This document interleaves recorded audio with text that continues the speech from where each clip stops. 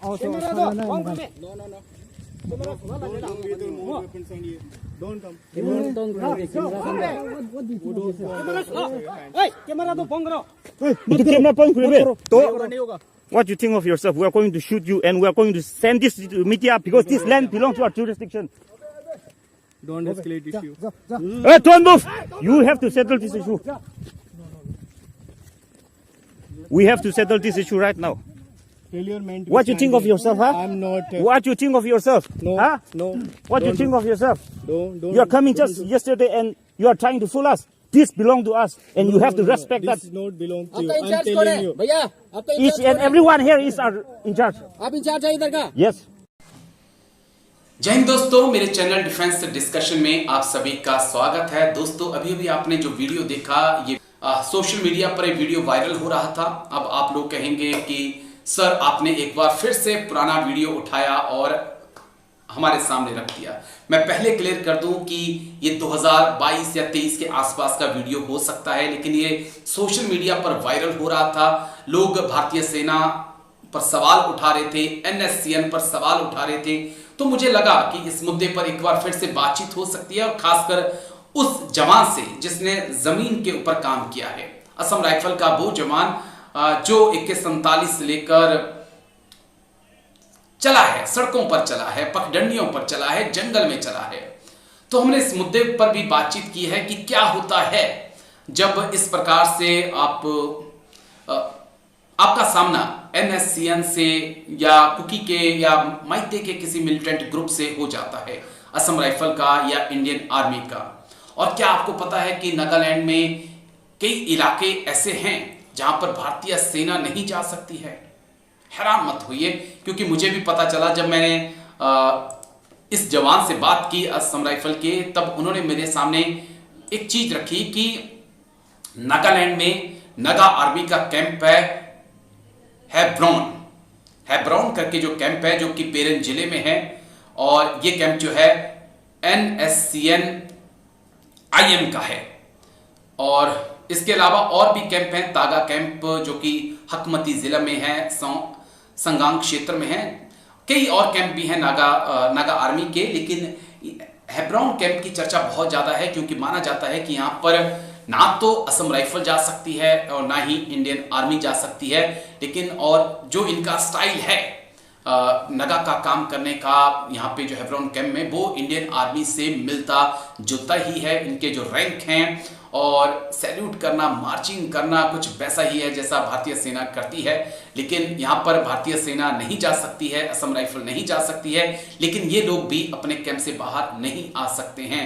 भारत सरकार और इनके बीच एक समझौता हुआ है कि आप अपने इलाके से बाहर जो हैं वो भर्तियां नहीं करेंगे और आप असम राइफल और इंडियन आर्मी पर हमला नहीं करेंगे, और अगर आप ऐसा करते हैं तो फिर इंडियन आर्मी, असम राइफल आपके ऊपर एक्शन लेगी। लेकिन मेरा जो सवाल था कि क्या होता है अगर कोई इंडियन आर्मी का जवान या इंडियन आर्मी की पेट्रोलिंग जो है नगा के इलाके में जाती है, या NSCN IM या खापलांग के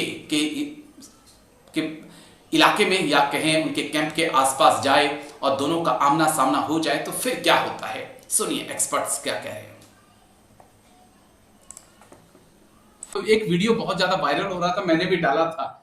क्योंकि आप मेरी तरह जवान रहे, हम वो जवान हैं जिन्होंने ग्राउंड में ड्यूटीज की हैं।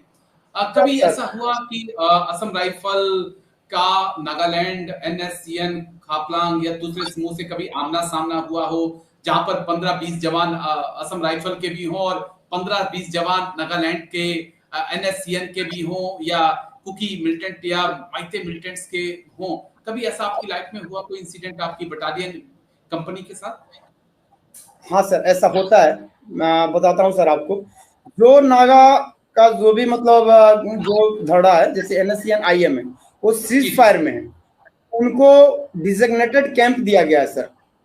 जैसे आप में से कईयों को पता होगा, NSCN IM का डिजिग्नेटेड कैंप सबसे बड़ा कैंप है, उनका जनरल हेडक्वार्टर GHQ हैब्रॉन कैंप। कई बार मीडिया में आया है सर, आज तक में भी आया है, आज तक में भी आया है।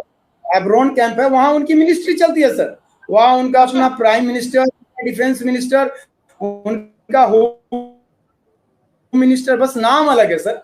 ये मतलब उनके नागामीज में उन्होंने नाम रखे हुए हैं, किलो किल आंसर, ऑटो किल आंसर, इस टाइप से नाम होते हैं। वहां का जनरल, लेफ्टिनेंट जनरल, आर्मी का रैंक सर सेम है हमारे जैसा। ओके।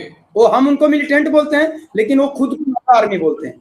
तो जहां पे गवर्नमेंट ने उनको डिजिग्नेटेड कैंप दिया हुआ है, उस एरिया में वो उस एरिया में हम पेट्रोलिंग नहीं कर सकते।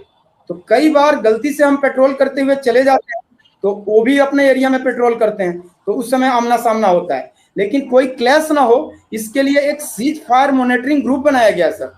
सीज फायर मॉनिटरिंग ग्रुप बनाया गया है, जिसमें आर्मी के एक रिटायर्ड लेफ्टिनेंट जनरल होते हैं, मतलब गवर्नमेंट ऑफ इंडिया की ओर से।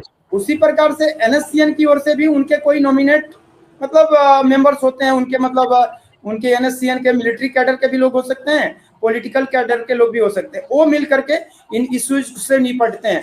कोशिश ये होती है कि क्लैश ना हो, कोशिश ये होती है कि क्लैश ना हो वो लोग। लेकिन शर्तें सर, जैसे हम ऑपरेशन कर रहे हैं, वो सीज फायर होने के बावजूद भी वो हमारे एरियाज में, जो उनका डेजिग्नेटेड कैंप का एरिया नहीं है, वहां पे ये हथियार लेके नहीं घूम सकते हैं, रिक्रूटमेंट नहीं कर सकते हैं, कोई पोस्ट नहीं बना सकते हैं, ऐसा कुछ नहीं कर सकते हैं। ऐसा करेंगे तो फिर आर्मी उनके ऊपर एक्शन लेगी।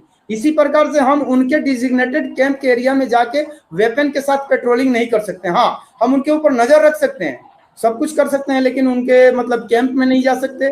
उनके मतलब इर्द गिर्द में हम उनके ऊपर, उनके आसपास पोस्ट भी नहीं बना सकते। ऐसा मतलब गवर्नमेंट ने उनके साथ जो पीस टॉक हुआ, उसके बाद जो सीज फायर हुआ है, इसमें लिखित शर्तें हैं सर। लेकिन ये एनएससीएन आईएम के साथ है, या ऐसे ग्रुप्स जिनके साथ मतलब सस्पेंशन ऑफ ऑपरेशन साइन हुआ है, जैसे कुकी ग्रुप्स हैं कुछ, उनके साथ भी कुछ ऐसा है।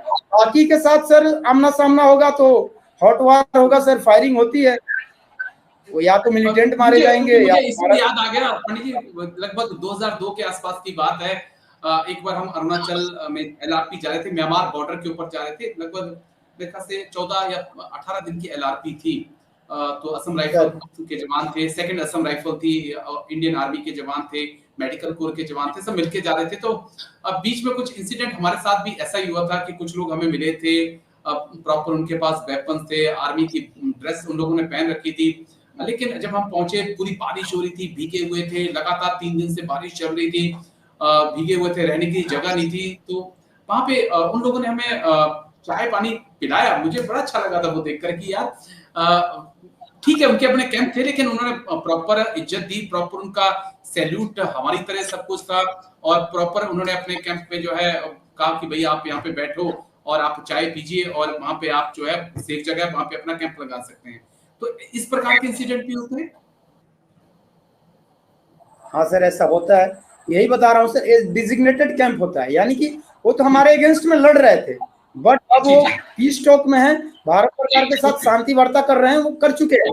लेकिन मामला जो है, इशू है, अभी मतलब खत्म नहीं हुआ है। इसलिए उनको एक जगह दिया गया है कि आप इस जगह पे रहे, आप यहाँ अपनी ट्रेनिंग कर सकते हैं, आप यहाँ रह सकते हैं, गेम खेल सकते हैं, लेकिन आप इस एरिया से बाहर ऑपरेशन नहीं कर सकते। तो ये रिस्ट्रिक्शन है उनके ऊपर। तो अगर हम जाते हैं, अगर उनको पता है, तो मतलब क्लैशेज नहीं होता है सर। ओके। लेकिन ये सारे ग्रुप्स के साथ नहीं है सर, ये कुछ ही ग्रुप्स के साथ है, क्योंकि नॉर्थ ईस्ट में सर जितने ट्राइब्स हैं उतने ग्रुप है, और एक ही ट्राइब्स के कई ग्रुप्स हैं।